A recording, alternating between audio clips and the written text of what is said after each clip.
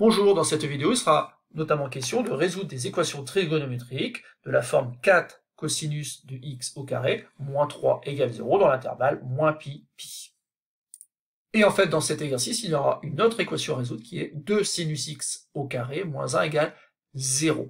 Voilà, donc je vous laisse chercher un petit peu. Je vous rappelle qu'en fait, ici, il va falloir isoler cosinus et sinus, et simplement après utiliser le cercle trigonométrique afin de retrouver la valeur de x correspondante.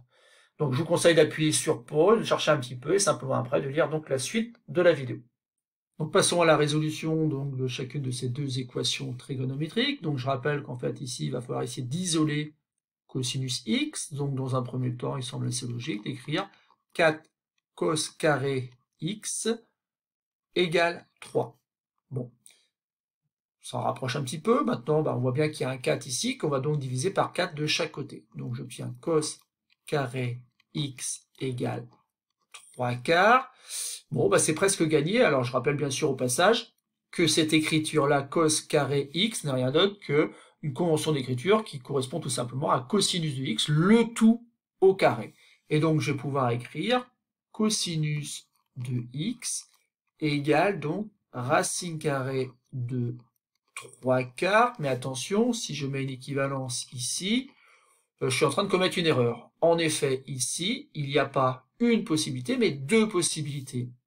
X au carré égale 16, en fait, admettre deux solutions dans R. En effet, X peut être égal à 4 ou à moins 4. Et donc ici, attention, de manière générale, X au carré égale K, bien sûr avec un K qui sera supérieur strictement à 0, eh ben, on a deux solutions qui sont en fait x égale à racine carrée de k, ou x est égal à moins racine carrée de k. Alors attention ici, donc, du coup, ici, je ne peux pas me contenter d'écrire cosinus x égale racine carrée de 3 quarts, il faut que je rajoute aussi cos x peut être égal à moins racine carrée de 3 quarts. Il faut que je rajoute que cosinus x peut être égal à moins racine carrée de 3 quarts. Et ensuite, bien sûr, pas de calculatrice. J'en déduis donc que cosinus de x est égal à racine carrée de 3 sur racine carrée de 4 en utilisant les propriétés, ce qui fait racine carrée de 3 sur 2, donc pour la valeur de cosinus. Et donc vous en doutez que l'autre valeur, c'est tout simplement moins racine carrée de 3 sur 2, pour les mêmes raisons, c'est-à-dire qu'ici on utilise donc les propriétés avec la racine carrée qui permet donc de simplifier l'écriture. Donc on a deux possibilités, soit cos x est égal à racine carrée de 3 sur 2, soit cos x est égal à moins racine carrée de 3 sur 2. Et donc maintenant, je vais essayer de déterminer dans l'intervalle moins pi, pi, les nombres réels x qui vérifient donc ces deux égalités-là. Et pour cela, bien sûr, j'aurai besoin du cercle trigonométrique. Alors racine carrée de 3 sur 2, on va dire que c'est à peu près ici. Mais ce que je dois savoir surtout, c'est que il y a un premier point, une valeur particulière ici que je dois connaître, donc qui fait que le cosinus de cette valeur est égal à racine carrée de 3 sur 2. Et cette valeur-là, c'est tout simplement pi sur 6. J'en déduis donc qu'il y en a une deuxième ici, puisqu'il y a un deuxième point sur le cercle qui a exactement la même abscisse. C'est tout simplement donc moins pi sur 6. Mais cette valeur-là correspond aussi, quand je fais le tour de mon cercle, pi sur 6, 2 pi sur 6, 3 pi sur 6, 4 pi sur 6, 5 pi sur 6, 6 pi sur 6, 7, 8, 9, 10, et enfin 11 pi sur 6. Alors le problème en prenant 11 pi sur 6, c'est que je sors de l'intervalle. En effet, ici, 11 pi sur 6, 11 pi sur 6, c'est bien plus grand que pi. Pi, c'est tout simplement, en fait, ici, 6 pi sur 6. Donc, vous voyez qu'en fait, 11 pi sur 6, c'est trop grand. Par contre, moins pi sur 6, je vais le conserver parce que c'est bien dans l'intervalle moins pi, pi. J'enduis donc qu'il y a déjà deux premières valeurs, pi sur 6 et moins pi sur 6, dont le cosinus à chaque fois vaut racine carrée de 3 sur 2.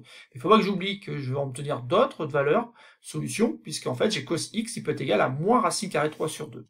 Moins racine carrée de 3 sur 2, je viens de le positionner, donc ça me donne là aussi encore deux points, que je repasse ici, dont l'abscisse est bien égale à moins racine carrée de 3 sur 2. Maintenant, il faut déterminer donc les deux valeurs qui sont représentées par ces deux points. Les deux valeurs, bien sûr, appartenant à moins pi, pi. Bon, si vous avez bien compris comment tourner autour du cercle assez rapidement, vous allez découvrir qu'ici, il y a bien donc 5 pi sur 6. Le problème, c'est que pour aller chercher l'autre valeur, je ne dois pas commettre l'erreur de dire que c'est 7pi sur 6. En effet, le point que j'ai représenté ici représente la valeur 7pi sur 6, mais 7pi sur 6, c'est plus grand que le nombre pi. Le nombre pi, c'est 6pi sur 6. Donc, c'est pas cette valeur-là que je vais choisir, et donc je vais faire plutôt marche arrière sur le cercle, et aller chercher donc une valeur qui va commencer par un signe négatif.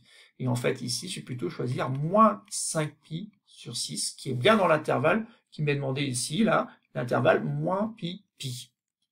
J'obtiens donc deux nouvelles valeurs, et en fait, mon ensemble solution ici est constitué donc de 4 valeurs. Il y a en effet 4 valeurs dans l'intervalle moins pi, pi, qui font que 4 cosinus de x au carré moins 3 est bien égal à 0. Donc ces 4 valeurs-là, je les écris dans cet ensemble solution. On peut maintenant passer à la deuxième équation, on va s'y prendre de la même façon. Dans un premier temps, on va s'efforcer d'isoler sinus x, donc ça va faire dans un premier temps justement 2 sinus x au carré est égal à 1, je vais diviser par 2 des deux côtés pour obtenir tout simplement que sinus x au carré est égal à 1/2.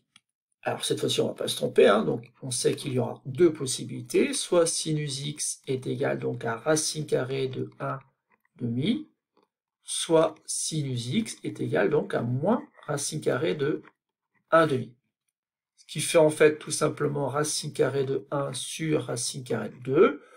Oui, d'accord, mais en fait, il y a une convention qui dit qu'il faut éviter de garder des racines carrées au dénominateur. Là, vous voyez bien qu'il y a un 2, donc si je multiplie par racine carrée de 2 en bas et en haut, sachant que racine carrée de 1 vaut 1, j'obtiens quelque chose comme racine carrée de 2 sur 2. Et ça me dit des choses.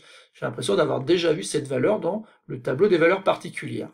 De la même façon, de l'autre côté, on va obtenir moins racine carrée de 1 sur racine carrée de 2. Et en faisant la même chose, ici, en multipliant par racine carrée de 2 en bas et en haut, je vais obtenir moins racine carrée de 2 sur 2. Donc voilà, donc sinus x peut être égal donc à racine carrée de 2 sur 2 ou à moins racine carrée de 2 sur 2. Donc je m'empresse de reporter racine carrée de 2 sur 2 sur l'axe des ordonnées, puisqu'ici on parle de sinus. Et ensuite, j'essaye de me rappeler un petit peu quelles étaient les valeurs particulières du tableau, plutôt quelle est la valeur particulière ici, qui fait que le sinus est égal à racine carrée de 2 sur 2. Bon, je me souviens que c'était pi sur 4. Donc déjà, j'ai une première valeur ici, c'est pi sur 4. Ensuite, je sais bien qu'il y a un autre point sur le cercle qui a la même ordonnée, qui se trouve là. Donc 2pi sur 4, 3pi sur 4. Et ensuite, donc, je m'attaque à la valeur moins racine carrée de 2 sur 2. Là, c'est pareil. Donc j'ai deux points sur le cercle qui m'intéresse, il y en a un qui est à peu près par là, et un autre qui est à peu près par là. Donc les propriétés que vous avez vues en classe vous permettent de déterminer ces valeurs-là. Alors bien sûr, attention, ici peut-être qu'on va penser assez rapidement à moins pi sur 4 par exemple, et ici, si vous écrivez 5pi sur 4, 5pi sur 4 est bien représenté par ce point-là, il y a quand même un petit problème, c'est toujours le même, c'est le fait qu'on sorte de l'intervalle qui nous est demandé ici, qui est l'intervalle moins pi. En effet, ici, vous avez 4pi sur 4, et vous ne pouvez pas aller jusqu'à 5pi sur 4. Donc, il faut aller dans l'autre sens, et pour aller dans l'autre sens, on va abandonner cette valeur-là, et tout simplement faire moins pi sur 4, moins 2pi sur 4, et moins 3pi sur 4.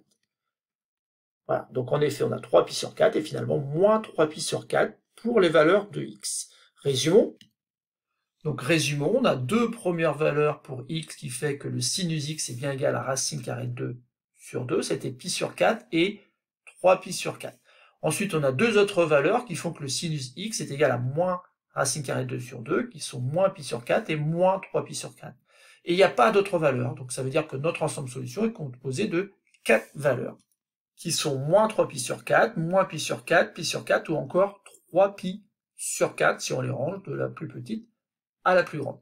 Voilà, c'est tout pour cette vidéo. Donc, il était une nouvelle fois question de résoudre des équations trigonométriques, avec peut-être des exposants ici, le fait qu'on ait des carrés, mais ça, si on y fait attention, c'est pas très grave. Par contre, forcément, ça implique qu'il y aura peut-être plus que deux solutions, et en effet, ici, il y en avait 4 à chaque fois.